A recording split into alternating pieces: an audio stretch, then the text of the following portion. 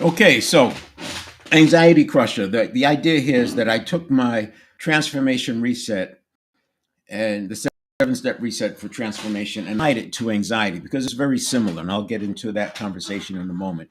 I go live every day on Facebook and YouTube. And the idea is providing information, help people get past that anxiety.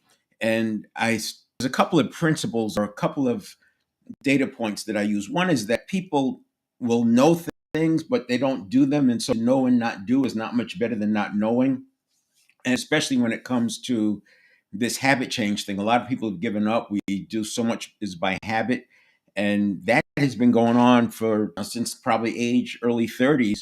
And that's why 95% of what we do is done by habit. And so when we talk about knowing and not doing, and you understand that 95% is by habit, you can see that adding more information or learning something new is not the path forward.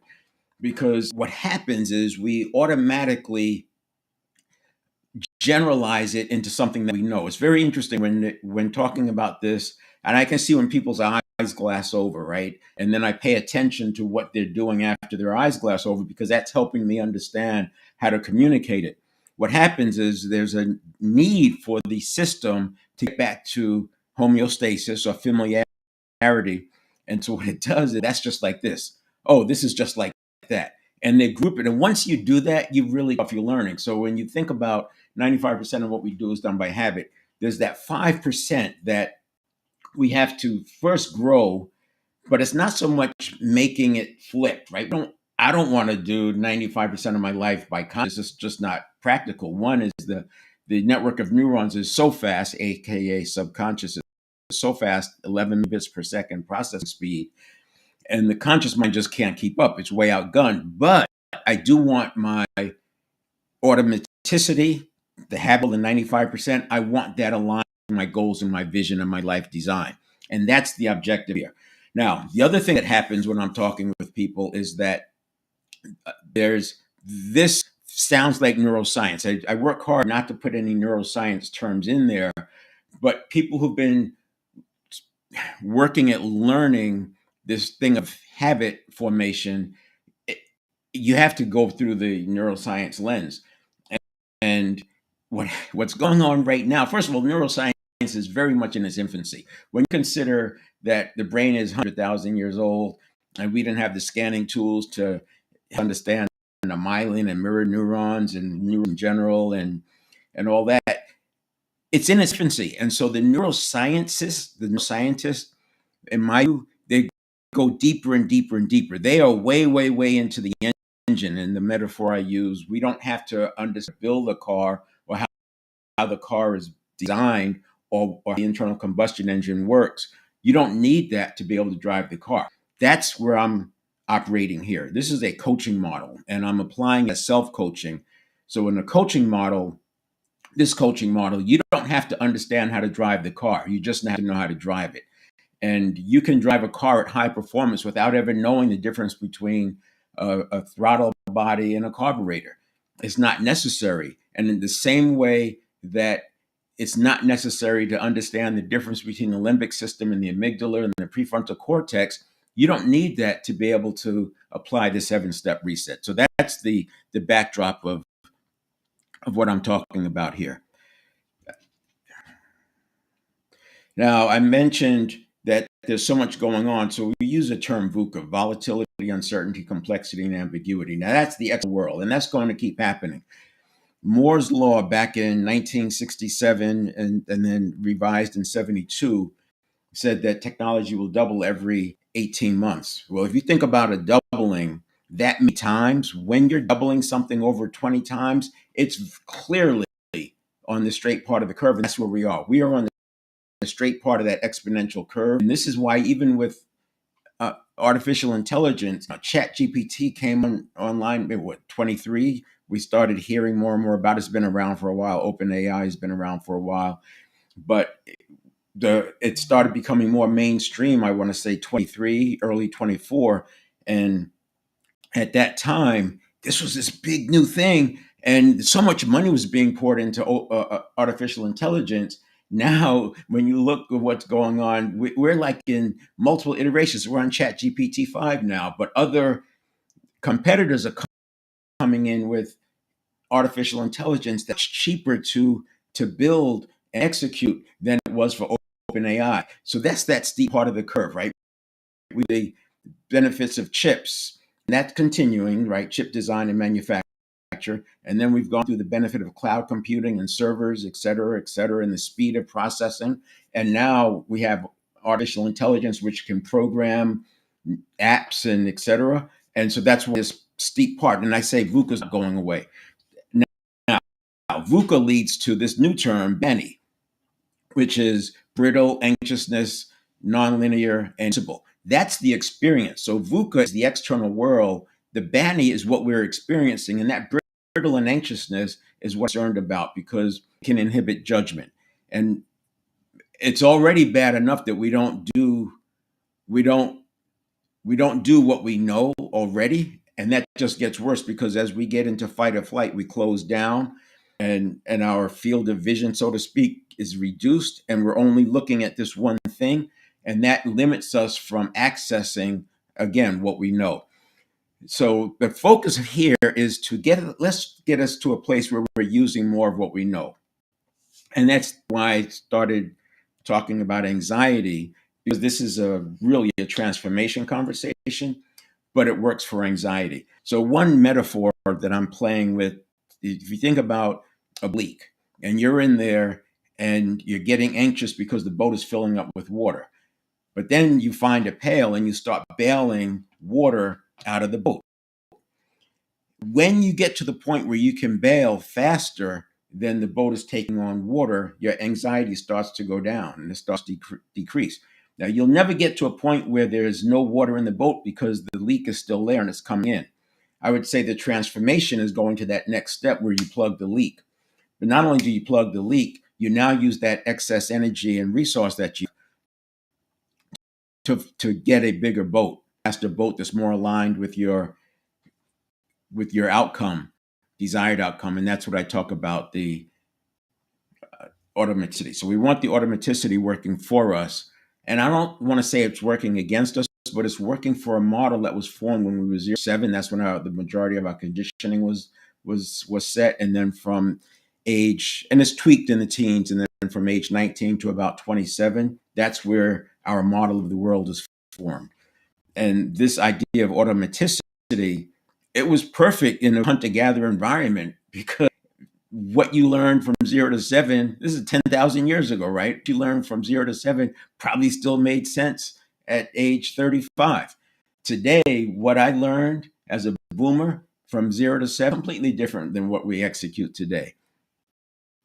So the idea here is let's create a map of what's going on so we can actually reset our conditioning. The same way that conditioning was set from 0 to 7, the 7-step reset enables you to reset that conditioning.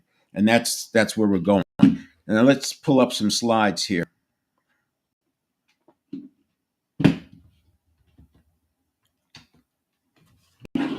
But before that, I'll go to the pad. And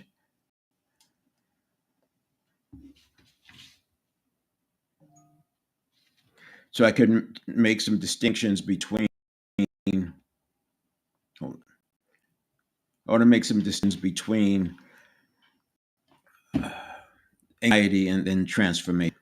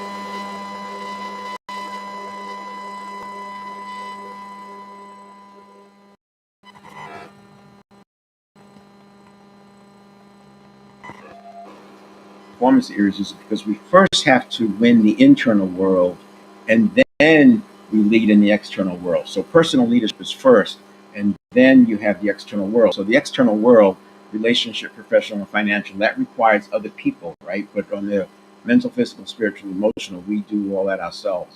It's just us that we have to rely on. And the I use the 7-step reset to build habits in those areas: mental, physical, spiritual, emotional. Now, the in the when I look at the transformation world,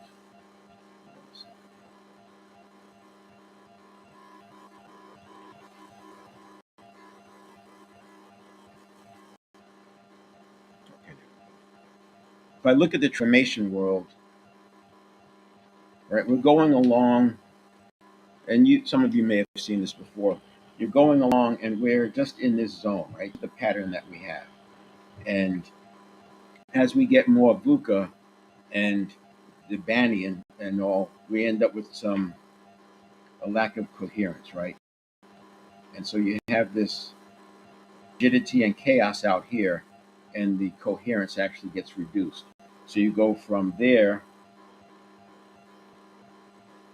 to something like this, where you have more rigidity and chaos and less coherence. And as we go through this pattern, that's what's happening. So in the first step of reducing anxiety, we're moving this back out again. So we're getting ourselves back into this comfort zone, if you will. Where transformation comes in is making that trajectory where not only do we break out, but we get on this trajectory. And in that trajectory, you have principles that we're going to follow.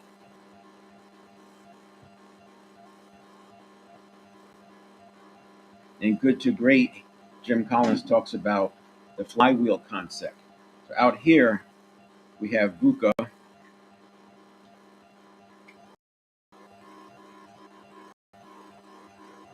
and over here. And when we try to respond to that, it's how we end up with the Benny, because we're not grounded. And this can be, out here we have threats and we have opportunities.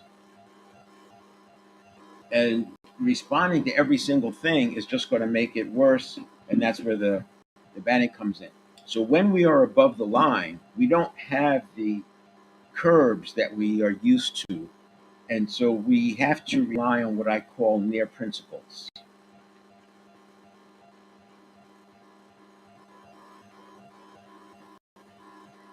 And with those near principles, we I use research, deep, broad research. And Seven Habits of Highly Effective People is the go-to because of the amount of research that was done there, and because Stephen Covey was working with organizations as he was developing it. So it's solid.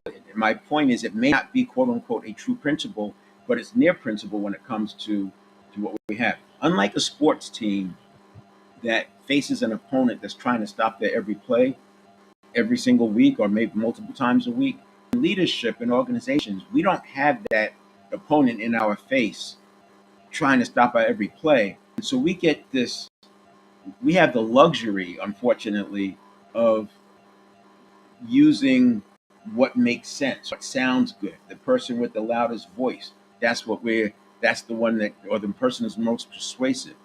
And you end up with these crazy models. You got a family metaphor, a leadership metaphor of family with the patriarchy. You have another one of a political metaphor. You have another one that might be a friend metaphor. You have all these different leadership styles that go with these different metaphors because there's not an opponent that gives you immediate feedback. A football team in the U.S., every week they're facing an opponent at a world class, and you don't see trick pros. Trick plays in Pee Wee, trick plays in high school, fewer trick plays in college because the level is higher and higher, and trick plays don't have a high percentage. Because if you know it's coming, you can stop it. And so, what makes the cut at the end of the day are the high percentage plays. And that's what's, in my opinion, that's what's missing. That's why I have the program Dynamic Leadership, because we focus on the high percentage solutions. Back this, so if you look at good to great, he has the flywheel, the hedgehog concept.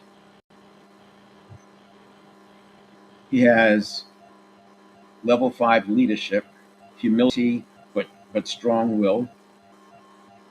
He has Stockdale paradox. Yes, it's hard, but I will prevail. And he calls that the Stockdale paradox. I know it's difficult, but I will prevail. That's very different than this is really hard and leaving it there. That's the growth mindset, even in the midst of chaos. And then in the book Great by Choice, he has the 20-mile march. And the one that really applies to this trajectory, if you don't remember anything else, is the simple, methodical, and consistent. Simple, methodical. If you stay consistent, methodical, consistent, and you focus on following principles, what you'll find is that the world continues to conform around principles. Then he has another one, return on luck. And the short version on good to great is he spent a ton of research looking at companies, and because they were public companies, he's able to get a lot of the data. And he looked at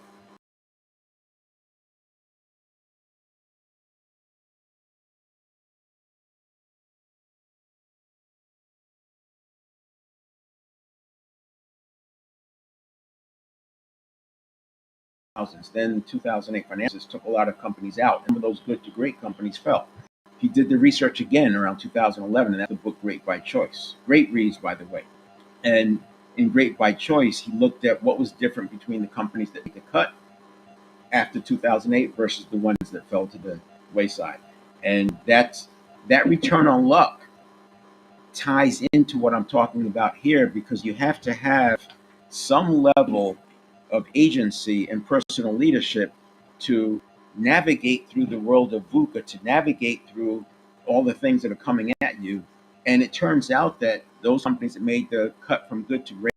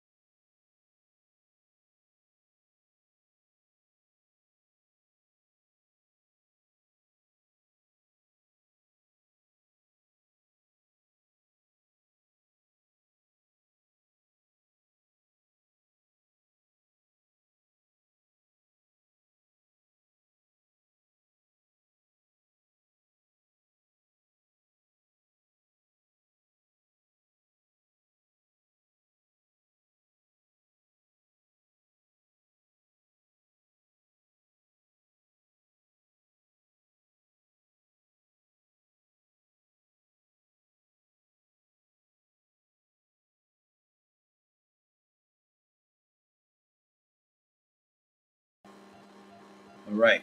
So here's the slide, the first one, the 7 performance areas: mental, physical, spiritual, emotional is in the middle, and relationships, professional, and financial.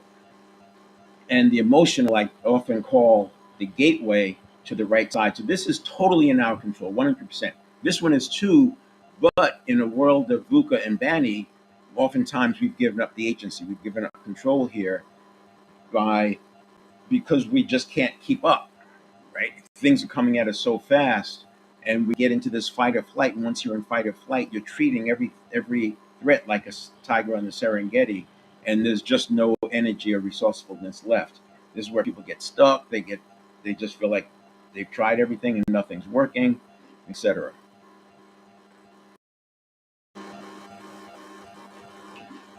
And if you fall into that, then the emotional people can push your buttons. This is how people get hijacked. If you ever watch YouTube videos of the quote unquote Karens getting triggered, you can see it happening, and they can't get back to rationality in that moment.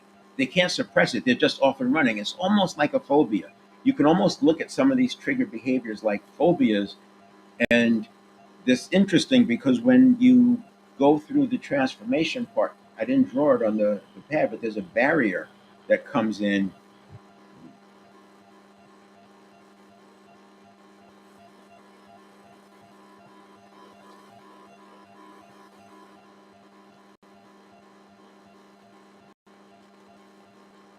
So there's a barrier that comes in right here, and that barrier knocks us back down into this pattern because we're dealing with beliefs and stories and fears and all these things that we've resisted or that we've run from in the past, and then they come back into play.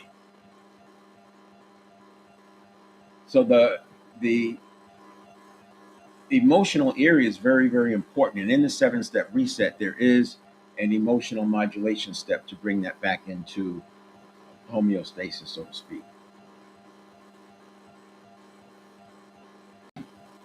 And and this is what I was talking about, where we run laps around the mental, spiritual, emotional, mental, physical, spiritual, emotional. We run laps around that. But I use the 7-step reset to build a new habit patterns that automaticity is working for us instead of getting in the way. Now, when we build those habits, keep in mind that we're making about 33,000 decisions a day. And that's, think of that as stimulus response cycles. Every day there's 33,000 stimulus response cycles. And so we have a pre stimulus, then the conditioned reaction. This is only a quarter of a second, this process in here.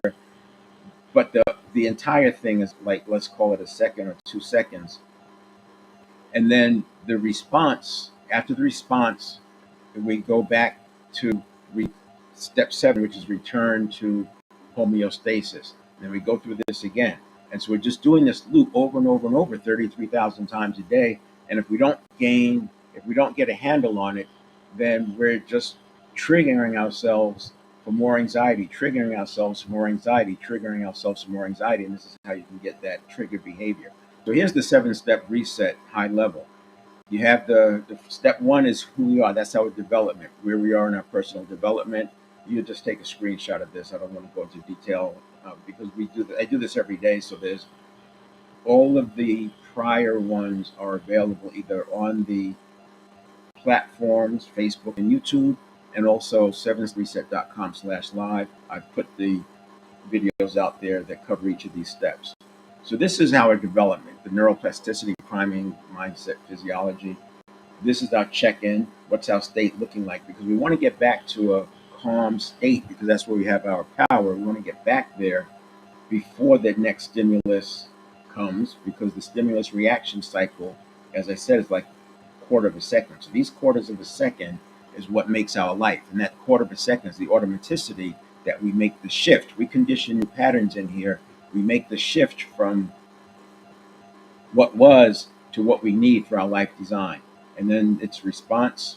We do a check in here for the emotional modulation because if we're triggered or if we're uh, leaning into fight or flight, modulate that emotion to get back to homeostasis before we take action. So this is only up to 90 seconds. It's 0 to 90 seconds.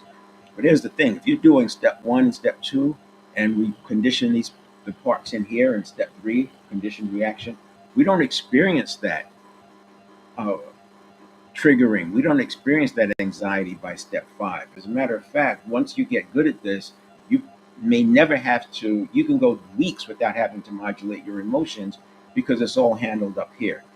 And then you have step 6, which is where you take the action. I had to do it, delay it, delegate it, or dump it.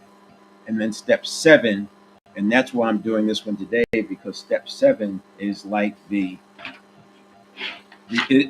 step 7 is the return to calm, right? It's back to that calm state where you have your agency and your energy. Now, that leads me to this. Let's go here.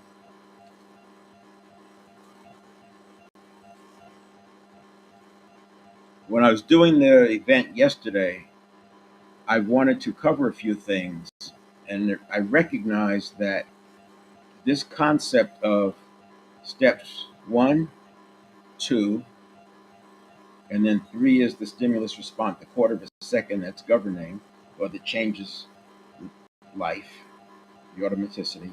Then we have 4, 5, 6, 7, and then we loop around and we do it again. So rather than just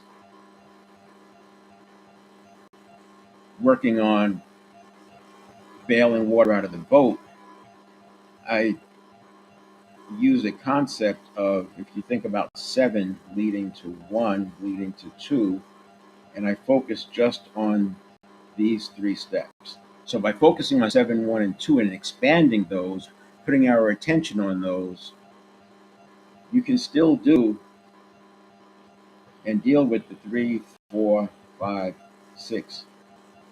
You can't stop the external environment from throwing things at you, but you can certainly change how you react to that external environment.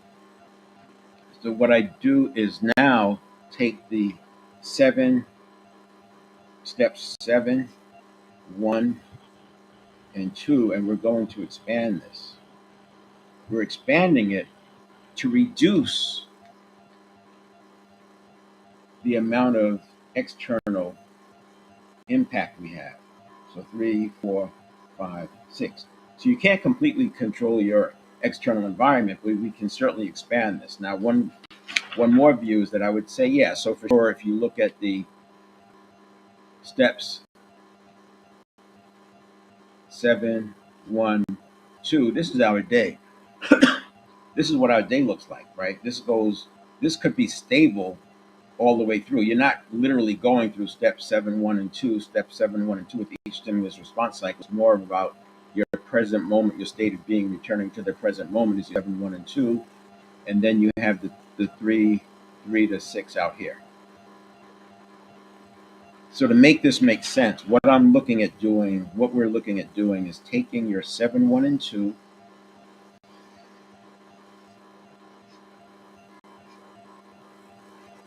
and making that greater than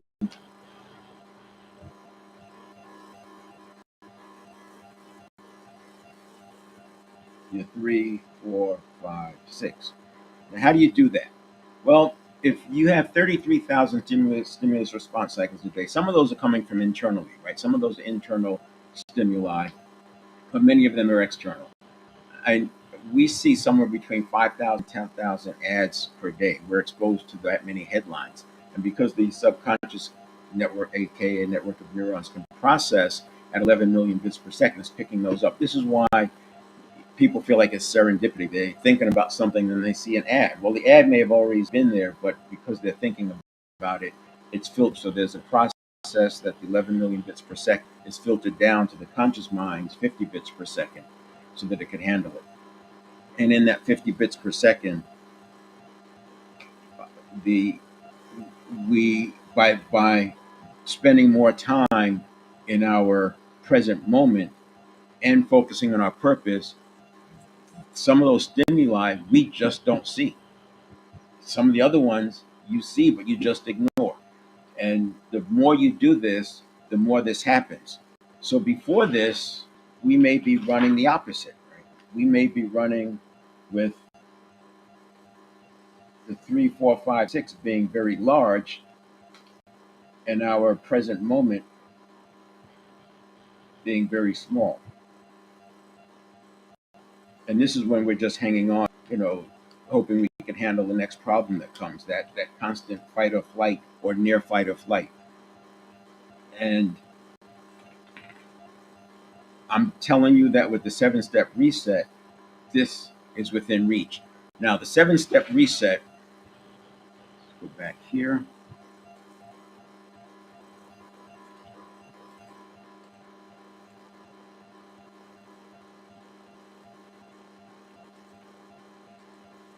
So the 7-step reset is not a neuroscience view. It's a coaching model. And the coaching model, I I'm telling you, it's also good for self-coaching. It helps if you have somebody working through asking you questions, especially when it comes to beliefs, changing beliefs and all that. But it is a model.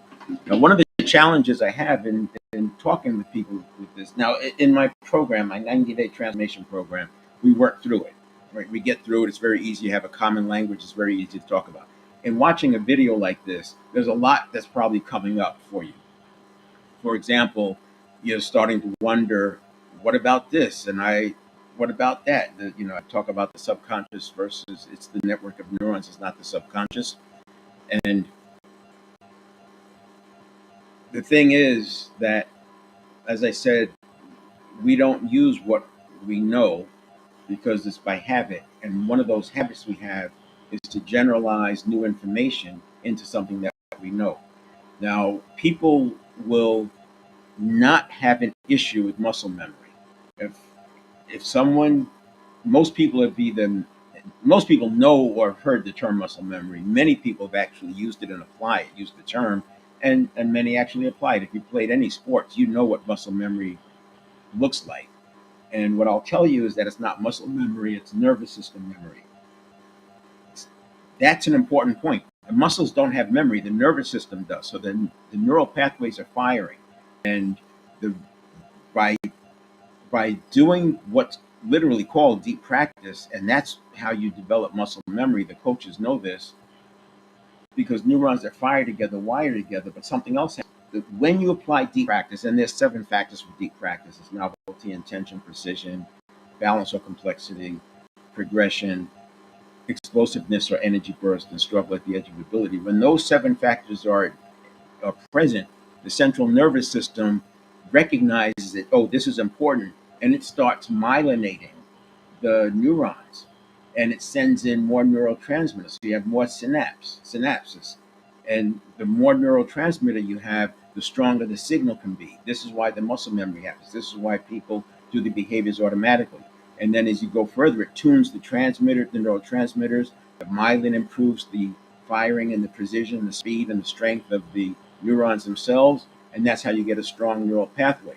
This is why in a phobia response, you see somebody really just like, it's like life and death. That is a highly myelinated neural pathway. And why is it so strong? Because most of those phobias, and not talking mental health here, by the way, none of this is about mental health, but those phobias often are formed from ages 2 to 6 or so, and that's when the conditioning happens. The threshold for myelination is very low.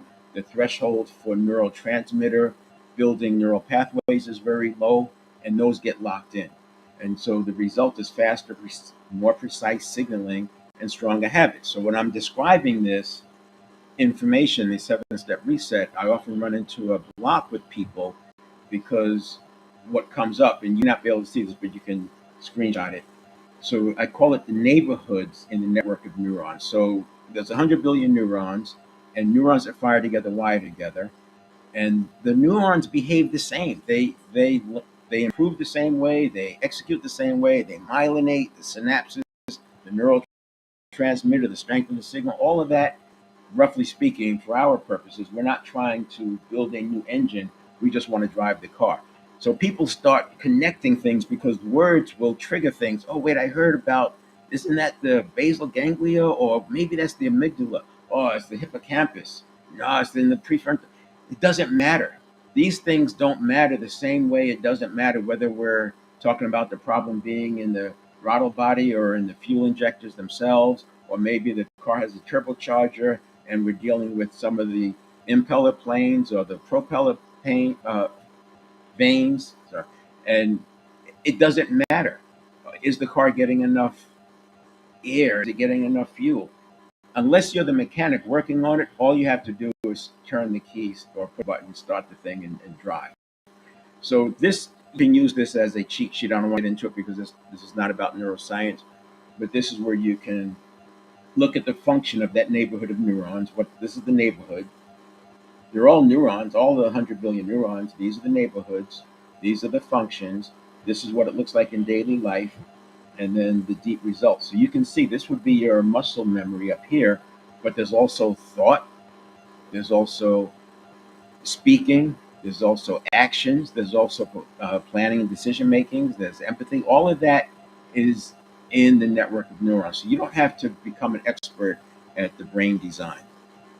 And then I want to make a bridge to emotional intelligence, because when you look at that part I was talking about with the, let's go back here real quick.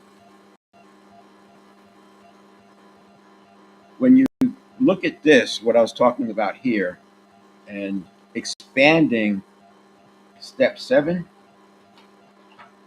it starts to feel like sound like emotional intelligence. And I'm not about reinventing the wheel. That's not an interest of mine. What I want to do is make it possible so that people use more of what they already know. And there's a huge emotional intelligence community. If you're on LinkedIn, you can go to the Emotional Intelligence Network. They have great content. There's a good filtering system for what becomes content out there, and you can gain a lot of information about emotional intelligence. And as I'm saying, at this point, when I'm talking about the 7-step reset, times people start thinking about emotional intelligence. Well, there's a lot of terminology, and then emotional intelligence, you get into some of that neuroscience language, which I was just talking about. But again, I want to stay at the level of self-coaching and how to drive the car. So there's 2 systems that come in with emotional intelligence. You'll hear some of your people who are deeper into it will talk about social intelligence. I say, yeah, but it's what I'm talking about is social intelligence. So emotional intelligence is the internal, social intelligence the external. So there's 2 axes. One is in, one is out. And back to my 7 performance areas, we have to first master the internal before we go after the external. That's the same thing that we're saying here: master the internal before engaging external. Regulation precedes relationship. So that's the emotional part being in the middle. As I said, the emotion is the gateway to the right side. So the left side is in our control. The right side, we need other people, right? Relationship, professional, and financial involved in that. But the emotional is the gateway to that, because if we get triggered, we could do everything right in the left side. But you get triggered, trust is like being built on the escalator going up, but you can lose it like jumping out the window coming down. So that's what I'm talking about. Regulation precedes relationship, relationship precedes professional, and professional precedes financial. Agency anchors empathy. So by having agency and comforting yourself, you're not being threatened by external, and you are able to be present. It's very difficult to have empathy when you're so stressed out. This is one of the reasons, if you notice, anything that talks about what to do if you're depressed, they're almost always on that list is volunteering and helping other people, because it gets you out of your head.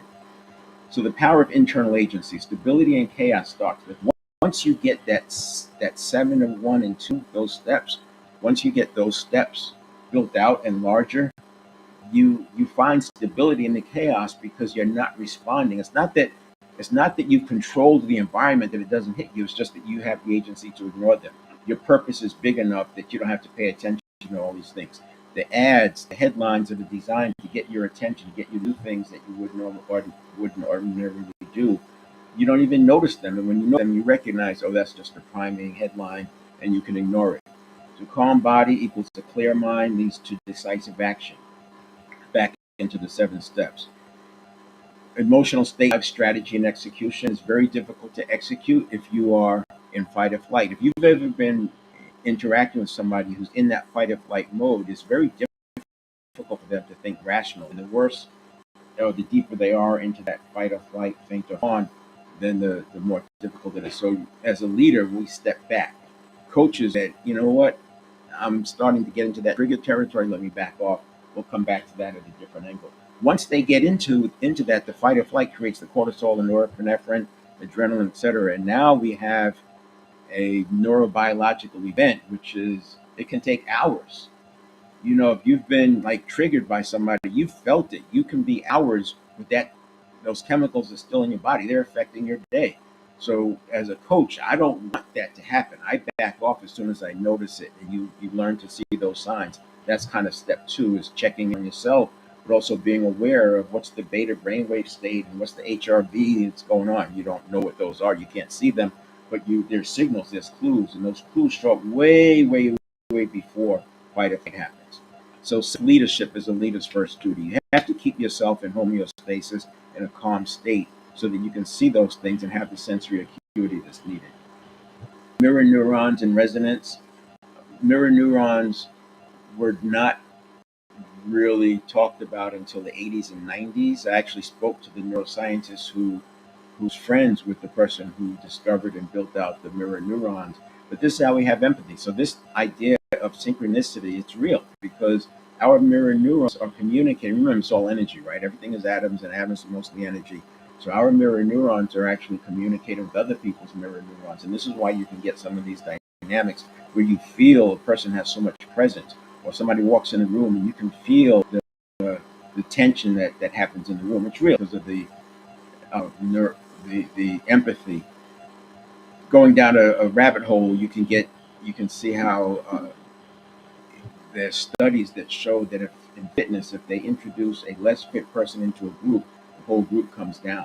It's really interesting that how we regulate down to the lowest entity in the group. It's You can find that in the book Willpower Instinct, or I'm sorry, yeah, Willpower. I think that's the name. Willpower Instinct by Kelly McGonigal.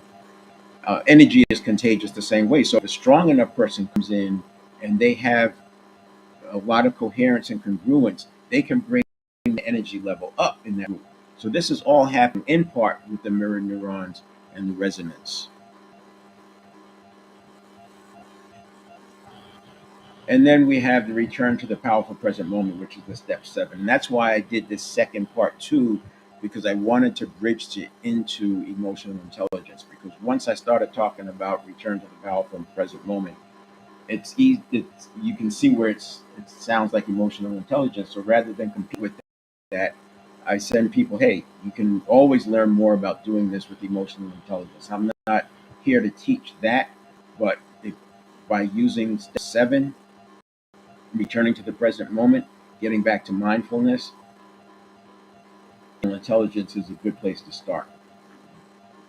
It says align energy before your strategy, lead from now, not from north, presence, priming, growth mindset, and being. The reason that's there is because this is back to steps four, which is check in to see, do am I being triggered? Am I anxious? And if so, let's process that emotion, because energy and motion, which is what emotion is, energy and motion.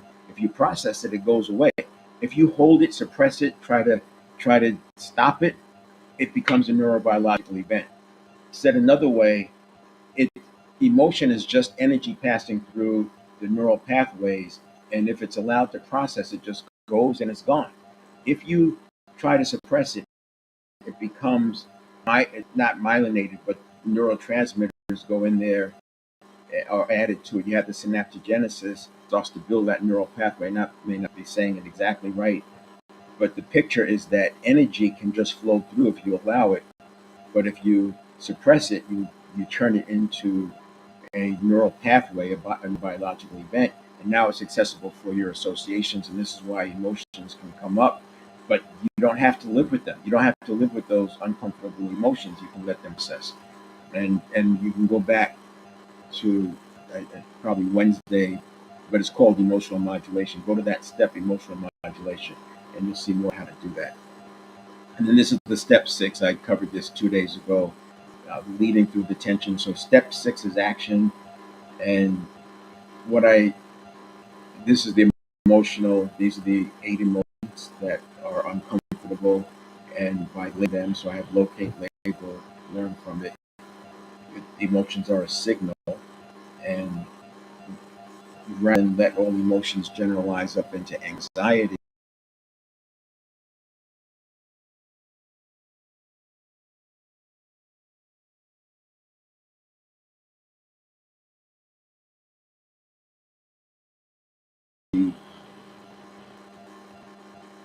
the source, Dr. Sandra Dalton Smith. So kudos. I got this from LinkedIn. There's plenty of infographics on LinkedIn. But this is six types of rest. And this is what this is the slide actually that triggered me to, or that prompted me, as a trigger, that prompted me to add this second one in. So physical rest, recharge your body, sleep, stretching, deep breathing, or stillness. This is all motherhood and apple pie. You're familiar with the social rest. Be with people who refill you. Spend time with those who.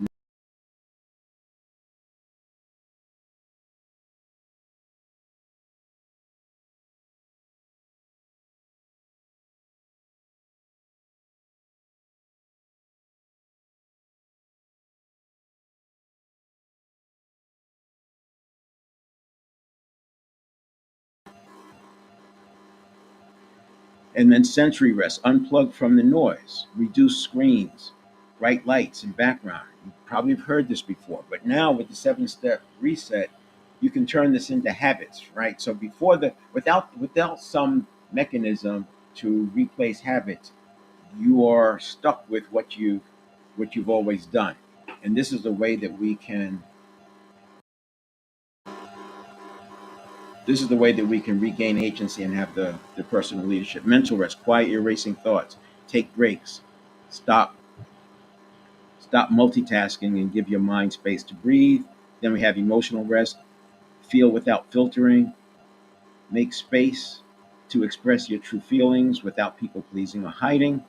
Creative rest, let wonder in, pause to enjoy.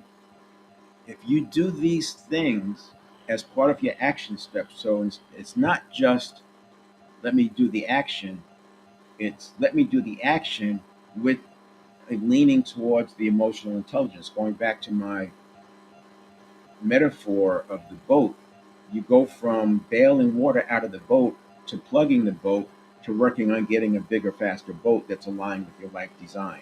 And so it's not just taking the action, it's taking the action in a way that builds your emotional intelligence.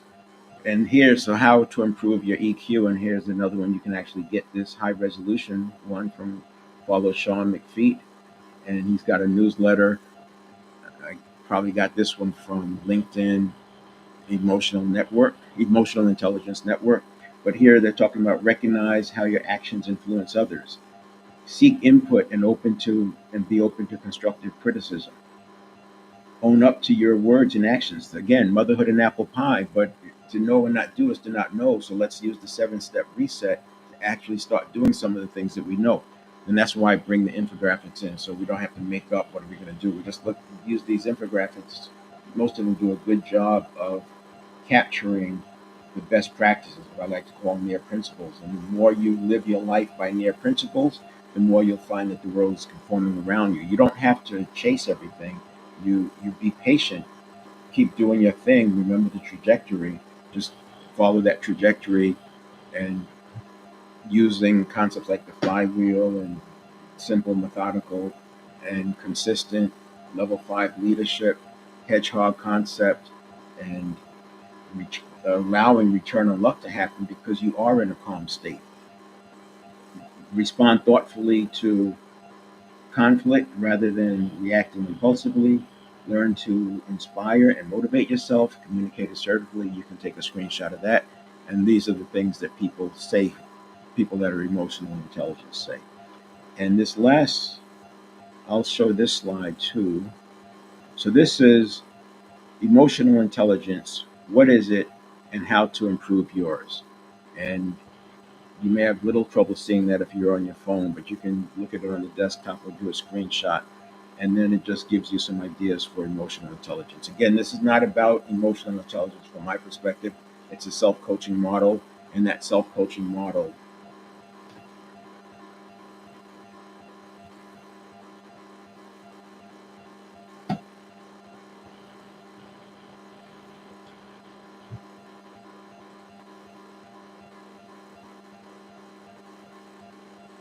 it's a self-coaching model. It's not neuroscience. I'm not competing with emotional intelligence. That self-coaching model will enable you to work to your life design. If you're in your 50s, which is most of my focus, people 50 and above, Transformation After 50 is my podcast. If if you're in that group, many people with living their lives that long by habit, those habits are so deeply ingrained, and the biggest obstacle to habit change is habit itself. That's why I start with the 7-step reset. First thing we want to do is gain some space, and then you take that space and you start using that resource to lean into your life design. And the more space you get, and then you expand that step 7, 1, and 2. Right? You expand the 7, 1, and 2, so you're responding to less. But when you respond to the fewer things, you're responding with agency, you're responding with emotional modulation, and you're taking actions that are aligned, and you get to ignore. So I would say that you can live a life that you're not having the 33,000 stimulus response cycles a day. You can cut that way down. So it's not about doing a smaller percentage of my life by habit. It's about responding to much fewer stimulus to begin with, or stimuli to begin with. That's the idea. We're going to respond to a few of them. Many we'll just ignore, many we just don't see, and others are already handled with automaticity because they're aligned with our purpose. That's it. So to next week, I'll go back to the drill down a little bit deeper in step one. I'll talk a little bit about how we can neutralize beliefs, because that's a difficult one. People don't know how to handle limiting beliefs. They've been living with them for so long. And it's actually a fairly simple process once you understand the dynamics of it. But beliefs are a powerful one because in fact, that whole first step, beliefs, neuroplasticity, priming, mindset, physiology, it could be a loop, and I can enter anywhere in that loop and impact the entire step. Priming, bam, I can put somebody into a fixed growth mindset. Get their physiology weak, bam, they're priming their neuroplasticity. They lose command of their habits, and the beliefs may get triggered to other imposter syndrome type beliefs. So that's an important step. So I'll stay there on step one for a bit. And then step one and step two sort of go together, because step two is about a dashboard and checking in where I am. And then using step one principles to get back to even keel. All right, we'll see you. Again, I'll be live on Facebook and YouTube. Go to 7stepreset.com/live. And on that website, that landing page, you'll be able to get more information, see some of the old videos, as well as join me on stage next time. All right, see ya.